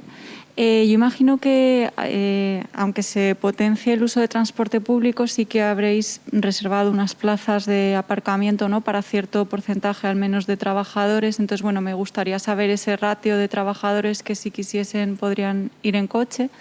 Y luego, no sé si habéis notado ahora un poco descenso de esa intención de ir en transporte público debido al miedo al COVID por la pandemia. Quería preguntar las dos cosas. Los ratios de aparcamiento vienen condicionados por el planeamiento urbanístico. En general, en los activos que conforman lo que es la iniciativa de Merlin Hub, tenemos un ratio relativamente elevado, porque era con un plan general, del último plan general se han construido casi todos, lo que está en vigor ahora, que va a cumplir 25 años, me parece, en breve, si no se ha cumplido ya. Y ahí el ratio aproximadamente es una plaza cada 50 metros de media, que es superior, por ejemplo, a lo que es la dotación en el interior de la M30. ¿Qué ocurre? Que eso al final en la práctica te implica una plaza cada 5 personas. El problema es dual. O sea, por un lado está el hecho de que no tienes capacidad para todos, y segundo que incluso nuestro objetivo, con una plaza cada 5 personas, realmente si fuera así el número de gente que va, probablemente el tráfico estaría mal, pero no tendría una dificultad de accesibilidad como la que existe hoy en día. Lo que queremos es incentivar a la gente para que no lo utilice, porque el problema realmente de la zona, igual que todas las zonas periféricas en general de Madrid, esta es un poquito más compleja que otras, pero en las otras carreteras, cuando hay una densidad importante, que es porque suele ocurrir, porque a las empresas les gusta estar en entornos más o menos acotados, tienes un problema de accesibilidad, y lo que hay que hacer es disuadirles de que utilicen el transporte privado. Con la pandemia es que mucha gente no está yendo a trabajar. Entonces no tenemos problemas al respecto. El problema realmente es que la gente no utiliza mucho el transporte público en la pandemia, lo utiliza poquísimo, pero hasta prácticamente esta primavera, te diría, primeros de año, marzo, al aniversario precisamente del comienzo de la pandemia y del confinamiento, no es cuando han empezado a volver de forma paulatina los empleados al trabajo, sino, y todavía hoy en día creemos que hasta octubre no empezaremos a ver un pico similar. Y probablemente sea inferior a lo que teníamos antes, porque vamos a convivir con un modelo más híbrido, con menos gente presencial y con más espacio por empleado que el que existía antes de la pandemia.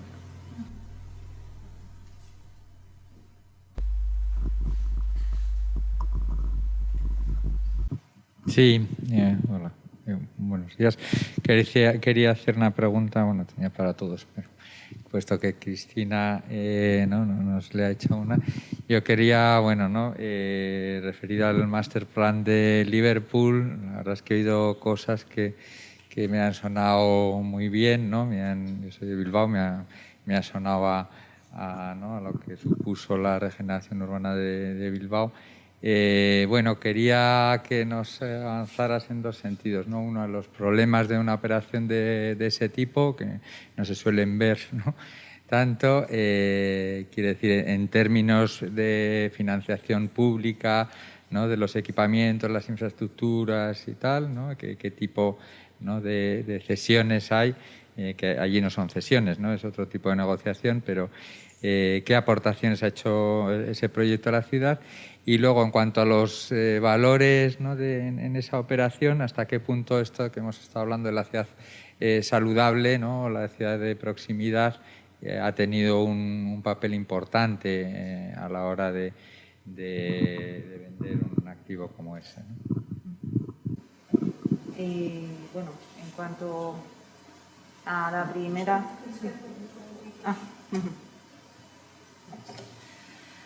en cuanto a la primera pregunta, es una intervención que se realiza conjuntamente con el ayuntamiento.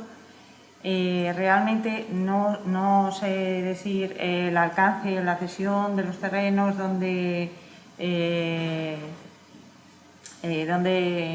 se empieza y termina el espacio público. Sí que intenta utilizar la trama existente para darle continuidad y conexión con la ciudad que se crea, ese nuevo corazón en la ciudad de Liverpool. Y yo creo que la contribución y ese sentimiento de los 15 minutos de ciudad y tal se consigue gracias al equilibrio de todas las actividades que se realizan en esa zona. Al final, hacer una ciudad con una intervención con múltiples usos es lo que la equilibra para que sea una actividad continua, para que no sean nichos, no sean zonas ocupadas comercialmente en unos horarios comerciales y luego no tenga ninguna actividad más. De hecho, es que hay uso residencial, uso hotelero, uso comercial. Al ser un espacio completamente abierto, son calles de tránsito público. El Gran Parque también tiene una presencia en ese disfrute del espacio público, y creo que ahí está la aportación y lo que podríamos decir en cuanto a esta ciudad de los 15 minutos, equilibrada, y no crear un centro comercial inconexo con la trama urbana existente, sino un cómputo y un compendio de muchas actividades equilibradas entre sí, que además regenera un nicho de la ciudad devastada y en esas situaciones en que se encontraba anteriormente.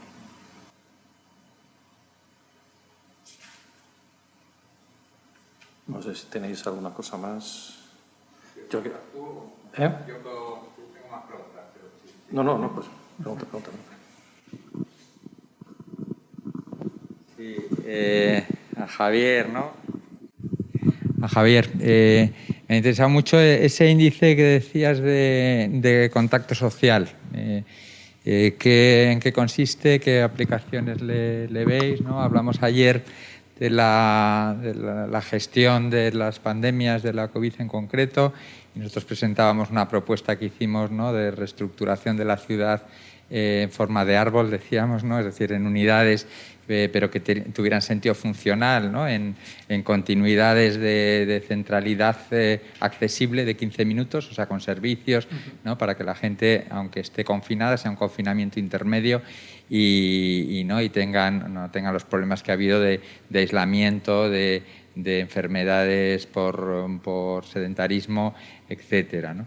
Y bueno, en el preámbulo de la presentación, una de las razones ¿no?, para adoptar esas estrategias de gestión de pandemias era precisamente la intensidad de contacto social que da la ciudad y que hace que sea un vector de transmisión de las enfermedades de este tipo muy importante, ¿no? Entonces me interesaba eso, ¿no? Y bueno, y por acabar las preguntas y no dar más la lata desde aquí, pues a José Miguel quería comentar que me ha parecido muy interesante el plan, me parece una estrategia bueno, pues de esas que nosotros como plan de movilidad de empresas hemos tratado de fomentar desde lo público. Entonces, como iniciativa privada me parece me ha encantado, porque es un poco también el catálogo de todas las soluciones de movilidad sostenible para reducir el impacto, ¿no?, del vehículo privado.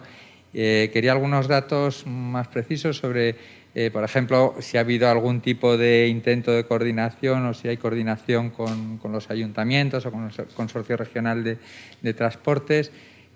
Has hablado de la ratio de aparcamiento, que es interesante, ¿no? Eso es un dato importante a tener en cuenta, porque la gestión de ese aparcamiento, no una gestión activa en términos de por ejemplo, darle más facilidades a los car pooling, de reservar para car sharing, bueno, pues o para bicicletas, ¿no?, pues es importante. Y el otro tema que me faltaba era un poco el de, he querido entender que también hay líneas de autobuses express, quería saber ¿no?, a las principales estaciones de metro, o no te he entendido bien. No. Sí, empiezo yo. Vale. Te diré, Pachi, que ahí el lienzo está un poco en blanco. O sea, digamos que partiendo de estos datos, yo creo que sería muy interesante tener conversaciones con departamentos de investigación como el vuestro, para ver, partiendo de lo que pueden hacer estos datos, qué indicadores de mezcla social podemos trabajar. En el ámbito sanitario sí que hemos trabajado en estos meses con por ejemplo, el Instituto de Salud de Carlos III y con el CSIC, que han tenido acceso a estos datos para mejorar sus modelos epidemiológicos. La verdad es que no tengo conocimiento exactamente del detalle de los indicadores que han podido construir a partir de ellos, pero creo que más allá de la situación de pandemia, a mí me parece especialmente interesante el tema de cómo usar esto para medir la segregación social, porque creo que es una cuestión que va en aumento. Por ejemplo, pues en Madrid lo tenemos claro, ¿no?, con la brecha norte-sur. Y creo que estos datos justo pueden poner de relieve hasta qué punto eso ocurre, qué estrategias pueden funcionar para mitigar eso si es necesario, para ver cómo se puede actuar. Y ahí os diría a los grupos universitarios, digamos, de investigación, que sería muy interesante tener conversaciones para ver cómo en posibles proyectos podemos avanzar en este tema. Respondiendo a las dos cuestiones que nos has planteado, iniciativas de colaboración con la esfera pública sí tenemos. Hablamos con el Ayuntamiento, fundamentalmente el de Madrid, porque la inmensa mayoría de los activos, de los 33 activos que componen el portfolio, casi todos están ubicados un 85% están ubicados en Madrid municipio y están en el primer tramo de la A1. Con lo cual sí intentamos ver con ellos soluciones imaginativas, es decir, en la medida de lo que podemos. También matizar una cosa, Merlin Hub ha nacido con la intencionalidad de ser un fruto para la Nacional 1, pero estamos extendiéndolo a otras zonas periféricas de nuestro portfolio. Estamos replicando modelos, sobre todo relacionados con la movilidad, similares en la zona del Campo de las Naciones, en el este de la ciudad, y vamos a hacerlo también en la zona de Pozuelo y Las Rozas en el oeste. Entonces, en ese sentido, los autobuses que actualmente tenemos en Merlin Hub, el transporte privativo que utilizamos, se focaliza en un hub importante que es la estación de Chamartín y tiene alguna añadida, pero luego también prestamos mucha atención a las necesidades que nos plantean los usuarios. Entonces, si de repente descubrimos que hay algún inquilino que tiene una masa importante de población trabajadora dentro de nuestro portfolio que quiere que le llevemos un autobús hacia otra estación de metro diferente, también lo hacemos. No estamos yendo a todas las estaciones de metro.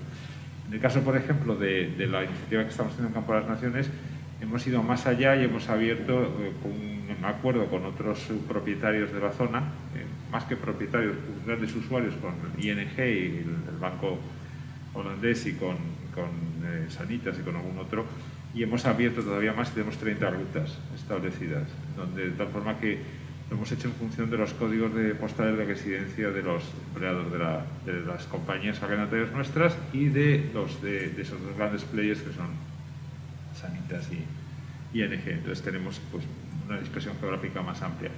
Pero nuestra idea es hacer un poco on demand, o sea, en función de cómo evolucionen las peticiones que hacemos. Insisto que la vocación fundamentalmente es aminorar el tiempo de la latencia entre que la gente consiga acceder a la oficina, y eso solo se consigue colectivizando de alguna manera que el mayor número de gente vaya en transporte por ferrocarril o vaya en autobús colectivo. La idea sería que hubiera metro, eso sería lo que solventaría realmente el problema. Yo tenía una pregunta para Manuel, bueno, también de alguna manera para Javier, ¿no? Estamos manejando datos que antes no existían, ¿no? Bueno, de hecho, algunos no existían, o si existían se explotaban malamente.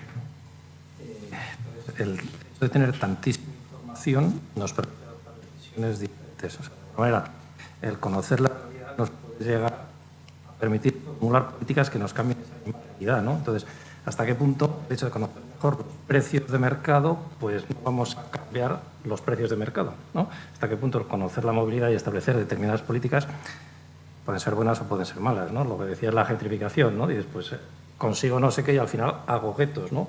O lo contrario, permeabilizo más y evito esos problemas. ¿Hasta qué punto? O sea, estamos en un momento de cambio, ¿no? De cambio de todo, ¿no? Entonces, ¿cómo puede cambiar la sociedad gracias a esta información masiva de todo, ¿no? De telefonía, redes sociales, etcétera, etcétera, ¿no? Tanto Manuel y tú también, Javier, ¿no? Como veis. Manuel, si quieres, que no... Claro, pues bueno, de hecho este año hemos asistido, yo creo, a una de las primeras aperturas de datos sobre valor del suelo, digamos, a un nivel especialmente granular. O sea, bueno, hay una serie de fuentes, digamos, clásicas, especialmente del INE, etcétera, pero este año concretamente, pues el gobierno en España sí que ha empezado a dar una serie de índices interesantes, pues por ejemplo, para precios en alquiler, que es un tema bastante candente, especialmente por ese tipo de dinámicas de, bueno, pues de segregación o incluso de desplazamiento de ciertos segmentos de la población. Yo creo que tomamos mejores decisiones cuando estamos mejor informados, pero también, como digo, siempre es muy importante, quiero decir, no perder la componente humana. Es decir, o sea, nosotros efectivamente estamos muy centrados en una valoración automática, es decir, tratar de eliminar el sesgo humano en la preparación, digamos, inicial de un valor, pero luego, pues efectivamente, ahí hay un equipo que son seres humanos de carne y hueso que pueden añadir, digamos, conocimiento a esas dinámicas o a esos datos que se manejan, ¿no? O sea, yo creo que tomamos muchas mejores decisiones, estamos bien informados, pero nunca olvidemos que bueno, o sea, efectivamente nosotros en Nuda, pues al final tenemos una serie de clientes muy diferentes y pues para cada uno tiene una serie de intereses muy determinados a los que hay que dar respuesta, ¿no? Yo creo que apoyarnos en los datos, pero nunca olvidarnos, bueno, de que las decisiones al final las tomamos los seres humanos. No sé si eso responde un poco a lo que comentabas.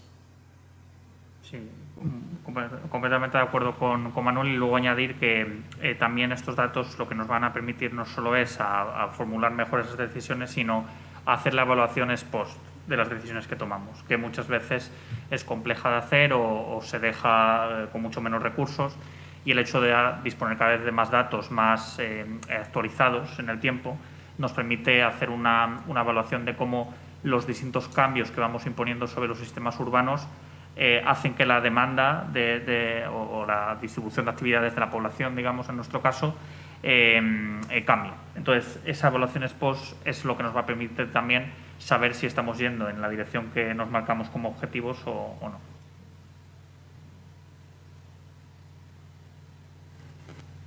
¿Tenéis alguna cosa más? ¿No? Si os parece, cerramos aquí. Muchísimas gracias a los ponentes. Tomo notas, cosas de estas las voy a soltar en clase, seguro.